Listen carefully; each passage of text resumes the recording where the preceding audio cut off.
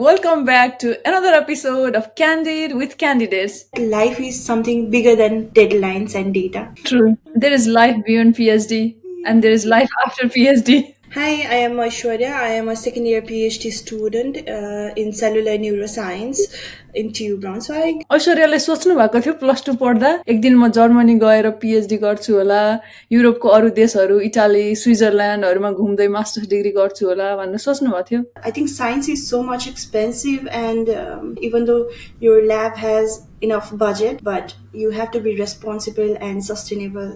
एकैचोटि ठुलो सोच्ने होइन क्या. ओहो यो दिदीहरूले त पिएचडी गर्नुभयो, हामीले कसरी गर्ने, हाम्रो त हुँदैन, त्यसरी सोच्ने होइन. Our progress is never linear.